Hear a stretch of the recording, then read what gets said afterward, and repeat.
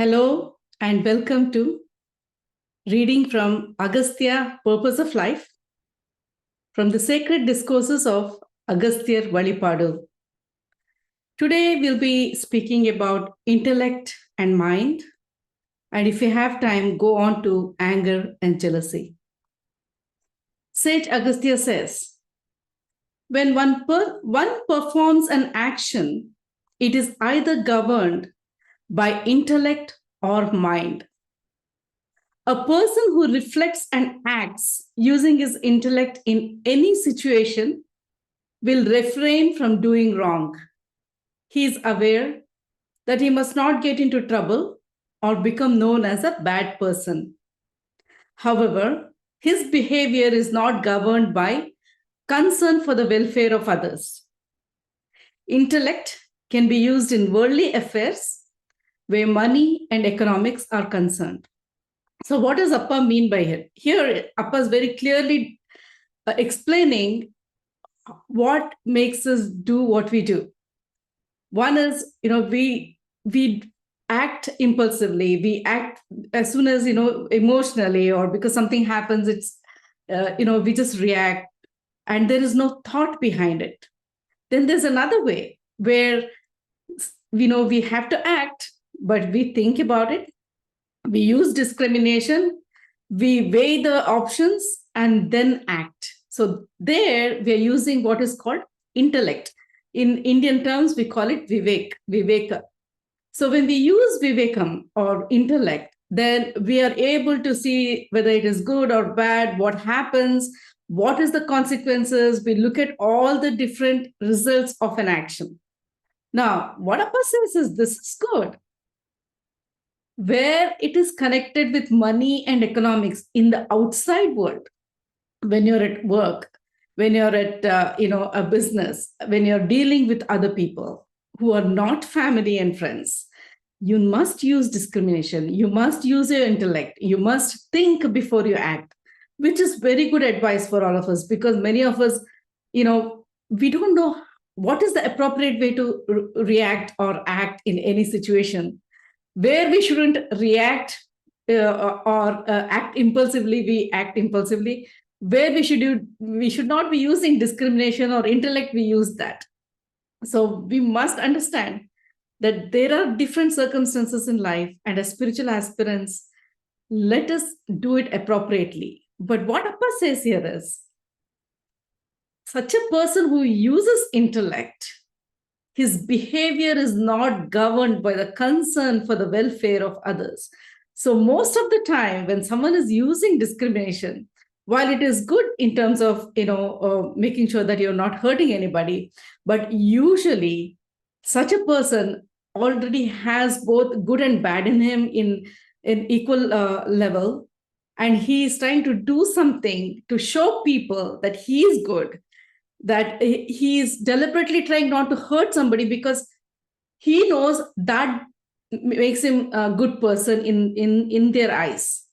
See, the true good person doesn't have to think when they're doing something or saying something, because whatever they do, it comes from good intention.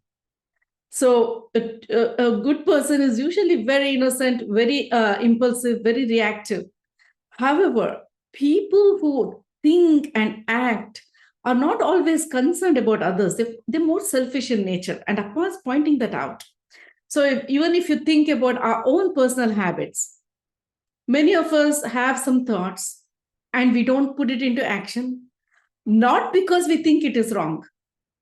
We do it only because we think, oh, what will others say if they see me doing this?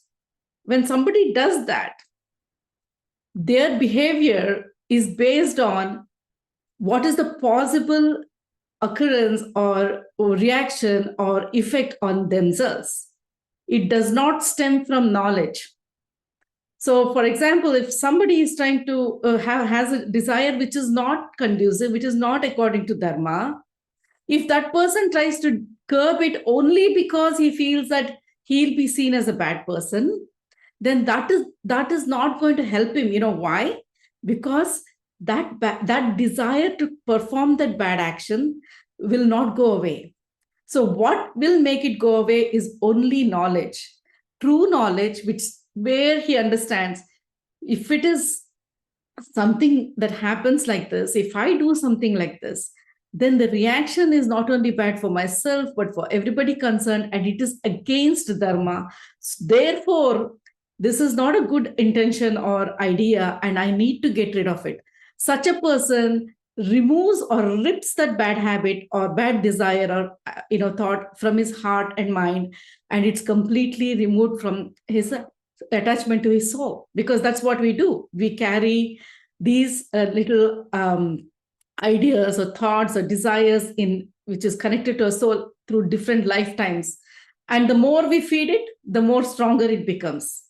The more we have a bad idea or desire and we think about it, we reflect on it, we act on it, we fantasize on it, it is going to completely become stronger and stronger and stronger. We are with our own mind and thought feeding into that, making it stronger. So Appa says, when using intellect, it is usually by someone who does not do it because it is a good thing to do, but because they think it will get them good results.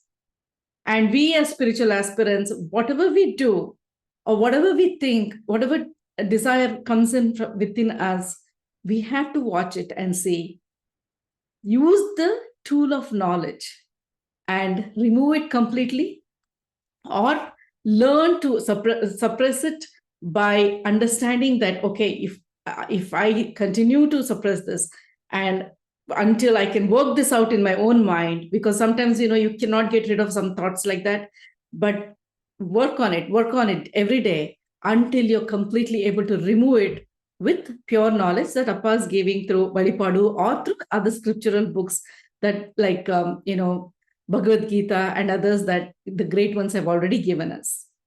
Now Appa continues. Sometimes people act impulsively governed by their mind. They speak without thinking twice and their actions are not measured. Since they're not mature in their thinking, such people are often referred to as an irresponsible person, idiot, or depending on the intent, even as an innocent person by others. So here Appa is talking about the other set of people who are just react. Many of them are immature. They're very impulsive. In other cases, even if they're mature, they're still impulsive because they're governed by their feelings, emotions. And remember, emotions and feelings come from within. And so in that, it is not intent. There is no intent where somebody suddenly does something, whether it is good or bad, because they're not thinking of what the consequences is. Remember, as far as karma is concerned, intent is the main factor that creates karma. So if somebody just is like Appa has given an example of somebody sitting and throwing stones in the water while just thinking of something, that is action without thought, where there is no intent. He's not trying to hurt anybody. It's just happening. So that kind of actions do not incur karma. However, when you do something deliberately, even if you throw a small pebble, knowing that it's going to irritate another person, that is karma. So Appa is now telling us the difference between acting based on intellect, using discrimination, not always for fueled by good thoughts, but because of the consequences for the own person. Then there is the actions which is very emotional by somebody like me, who's very emotional and very impulsive, and have been criticized for that. But those people, they don't have bad intention. They're just following their feelings. And in spiritual circles, it is so very important to follow your feelings. Don't rely on your mind, because mind is a concept of the ego. Mind relies on all the external factors to make a decision, but feelings come from within. True feelings are more connected to our soul. So that is why, Sister Kristen was talking to me the other day, and she said, I get all these thoughts that are very spiritual and deep, and I get visions, but I don't want to share it with others because I feel I shouldn't make a mistake. Then I told her, see, that is the problem. Because we have been conditioned all our life not to rely on our feelings, but to rely on facts and figures outside there. But think about it. Even history is not 100% accurate because it is written by people. The history can be manipulated, how it is written, because somebody is watching it and somebody else is writing it, or the same person is writing it, but they are also writing it from their own perspective. So nothing is 100% unless it comes directly from the heart. And that is why knowledge is of different types. And as Appa says, temporal knowledge is that which comes from outside, from the, what we see, what we learn. But true knowledge comes from within. As spiritual aspirants, that is why it becomes more important always to listen to our inner feelings. And our intuition tells us, if you remember, your conscience is always there. And that is the soul speaking to you saying, don't do that. That's not right. Listen to that. And that is better than being very intellectual and trying to say, oh, okay, based on the society's decisions or ideas, if I do this, then this is wrong, so therefore I shouldn't do it. See, that is not coming from good intention. That is not coming from within. So to be genuine is more important to be for a spiritual aspirant.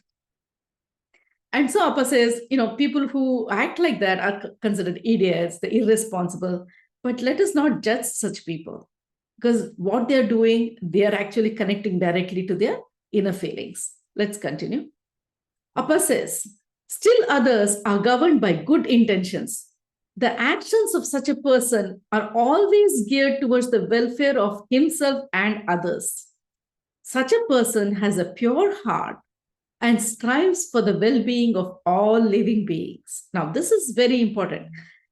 Where does this kind of a good intention, good action comes from? It comes from the character of a person. When you perceive a person as good, you can be sure that whatever he does, he's doing it for the welfare of others, for the welfare of people. Gajaraj Swamigal was like that. He was very innocent. People called him an idiot sometimes because, he did things like give away things to people without thinking twice. But it all came from his heart. And that is more important than being intellectually right.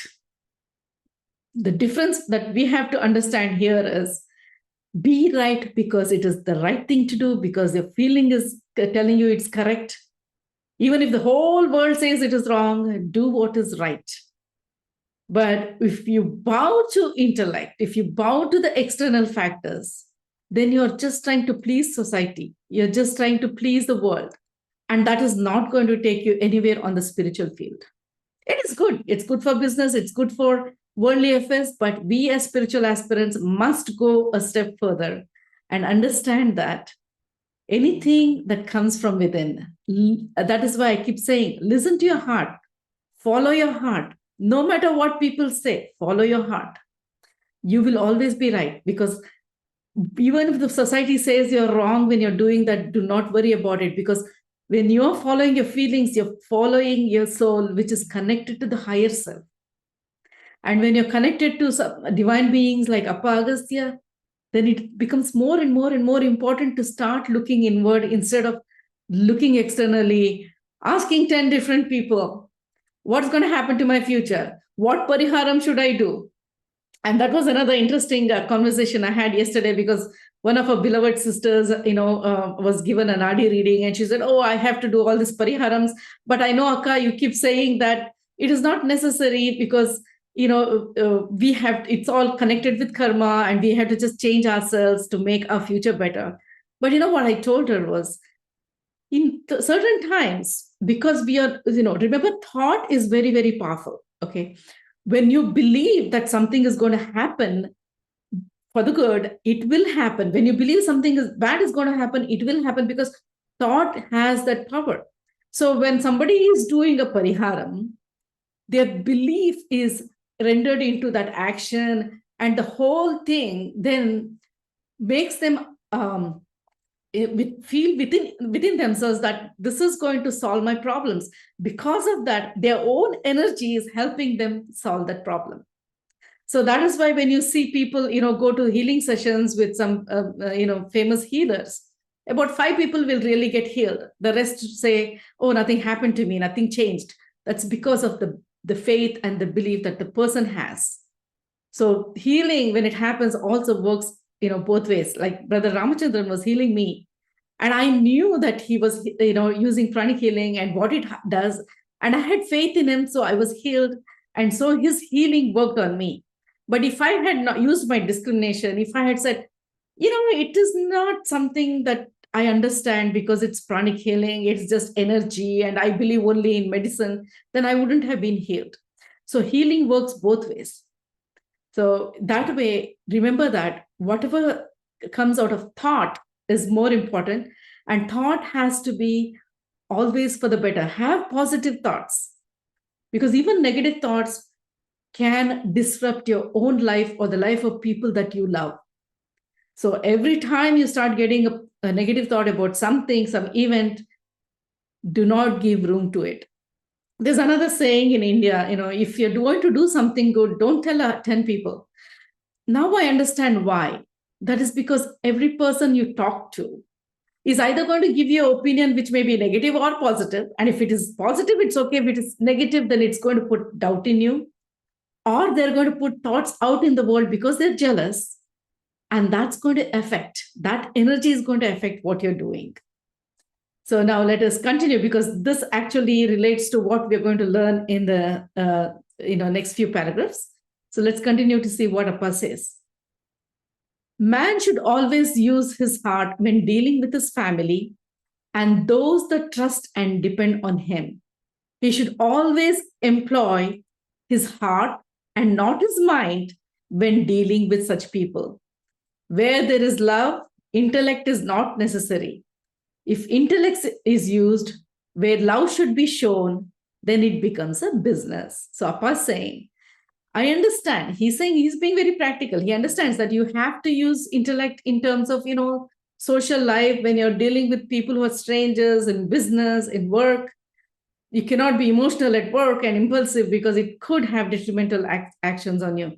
But where it comes in terms of family and friends and people we love, or people who we are entrusted the responsibility of, let us always work with good in our heart, with feelings, with good intentions, and never use discrimination or let us say intellect. Let us not say, if I do this for my daughter is going to do this for me. That should never be the case. As a mother, I'll do this for my daughter because I love her. It doesn't matter what happens after that. There is no expectation when something is done with love, with full heart. And the same thing can be applied to what Sister Geeta is doing, or Praveen is doing, or Brother Ramachandran is doing. They are serving Appa without any expectation. That service is coming from the heart. And that is good karma. They're not saying, I am going to do this so I can get recognition or fame.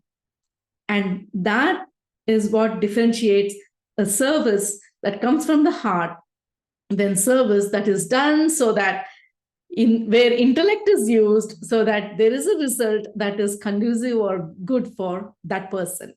So now you can see the difference between even service to God.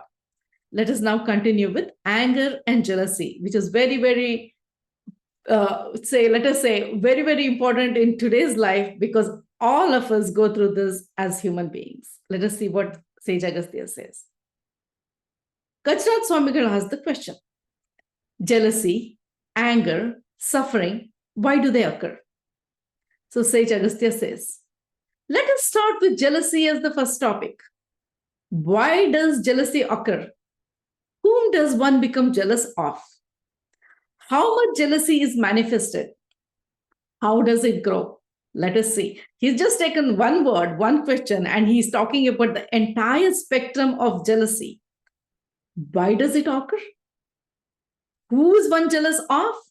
How much it is manifested, and how does it grow? Here Appa says, when a person compares oneself to another person or situation, and then sees himself as inadequate and does not have the strength to bear that, such a state is jealousy. Now, that's a beautiful summation of what jealousy is. That's when we see someone else and we compare ourselves to another person. And then when we compare ourselves to another person, we feel inadequate. There is low self-confidence there. There is no confidence that we have the same thing that the other person has. And then we don't have the strength to bear that. That brings on jealousy. Now, as spiritual aspirants, we all know we are all made in the image of God, as Christians say, or in Indian things, we are told that everybody is a soul and we all come from the same Brahman. So when we are all from the same Brahman, and when we have all the inherent faculties that are the strength and power that Brahman has as the microcosm of the macrocosm, then we all have the ability to do everything that we desire to do. However, what happens, what we manifest is based on what we have so far learned in all our previous lives. And those strengths we are manifesting right now. It is just that when we see somebody else who has a better car or is better skilled, has better riding, it's because that person has developed that skill through lifetimes or in this lifetime. So instead of feeling jealous about that, when we compare, comparison only tells you that you lack something in yourself. So when we start thinking that we lack something in ourselves, that is when jealousy occurs. So when someone else is jealous of you, know that, don't feel bad about it. Just understand that the person is feeling inadequate. They are putting themselves at a lower level than you. So let us continue what Appa says. Why does jealousy occur? Whenever man fails to find satisfaction with what he has and wants more, then he develops a desire. It is natural to have desire. However, when a person feels the lack of something in himself that is present on a larger scale in another and is unable to gain that for himself, then he becomes jealous of the person who possesses it. Usually, jealousy arises because of property, happiness, money, material, fame, and status. So now Appa very clearly explained why jealousy occurs. And he says it occurs because of property, material things, happiness, you see someone else who's happy, money again, material things again, fame, and status. Status is also based on material things. So he says, we all have desires. And yeah, I want a car, you want a car, that's fine. You need to get from one place to another, you need a vehicle. But you see somebody who has a better car, then you start feeling jealous. So at that time, you realize, oh, you don't have the money to buy that car. Then you feel inadequate, and then you become jealous of that person. The same way, someone else is very happy. You do not understand what makes the person happy. The person may be poor but happy. And you have everything in the world, you're not unhappy. But instead of understanding that, hey, I need to go in and see what is making me unhappy so I can make myself happy, you're just jealous of the other person. Look at him. He does not have anything. He's still happy. Say, or, somebody has status. Somebody is a film actor. Somebody is a rich person. Then instead of looking at another person as a spiritual aspirant and saying, okay, in this play of life, all kinds of characters are needed. One has to be a servant so that another has to be a king. And because we have lived so many lives, it is possible that if we have had this desire or something, it is always, desire is always fulfilled, which means we could have been any one of these things in a previous life. Without understanding that, without having that knowledge, we unnecessarily become jealous of another's status. And then what do? We try to ruin that. And that also happens. So as spiritual aspirants, let us understand that enough is a beautiful word that we can all inculcate in our lives. What I have got is enough. This body that God has given me, so I can express myself, finish off my karmas, and come back to a better life if I have to. And this intellect that I have, or this feelings I have that I can express and make someone else happy. Let us focus on all that. If I have a means to travel from one place to another, I don't need anything more. A car is a car is a car. A bike is a bike is a bike. It doesn't matter as long as you can get from one place to another. So when we are able to say enough and say, hey, this is okay, and I'm happy for the other person. Say, for example, someone gets promoted, you have applied for the same job and you feel jealous. I had that feeling a few years back. I applied for the same job and I saw somebody else get it. I was like, but I have the same ability and I have the intellect. Why did I get it? I was jealous for a while until I used my knowledge and wisdom that Appa gave me and realized maybe this is not what I need in my life. Maybe this is what is not necessary for me because I already have enough to live on. I'm already satisfied with the work I do. I am good at my work and I have plenty of spare time to do what I want to do. Whereas in that other job, I'd have had a lot more headache. I'd have had no time to do what I would like to do. And I would have taken home all that heavy burden after work and not accomplished what I would like to accomplish. So once we start using knowledge that we learn from Valipadu, and that is why Valipadu becomes so important because it gives us a foundation to understand all this. When we are undergoing all these different emotions, that is when Valipadu comes into being. It starts helping us understand and get rid of that from the root. So as spiritual aspirants, let us understand it's okay if somebody has it at a larger scale, a bigger house, because it doesn't matter. And now the way the world is going, if you've all experienced the heat and the earthly happenings because of climate changes, understand it is not going to become better.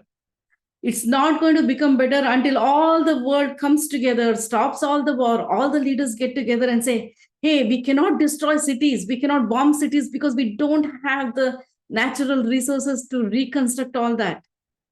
So in such a situation, as spiritual aspirants, how important does it become for us to start understanding everything, getting rid of all our bad habits or bad thoughts or negative intentions, and start focusing on, I want to do my meditation. I want to walk on the path of Dharma. So if I have to come back, I'll have a better life. And if I don't have to come back, then I will find liberation and complete freedom from all the suffering. So we have to become spiritually selfish in that. Not selfish in that we are not worried about others, but selfish in that we want to change ourselves. And because of our spiritual selfishness, we are doing good for the world and the society. Because once we become spiritually, inclined in stopping the cycle of birth and death, then all our actions and thoughts are going to be geared towards righteousness, towards the welfare of others, towards the good of society and ourselves. So that is where we have to go. Now, actually, Appa Agastya has given us a lot more on this topic of anger and jealousy. So we are going to come back and revisit that and continue that in the next session. So at this time, I'm going to stop recording and we are going to continue next week.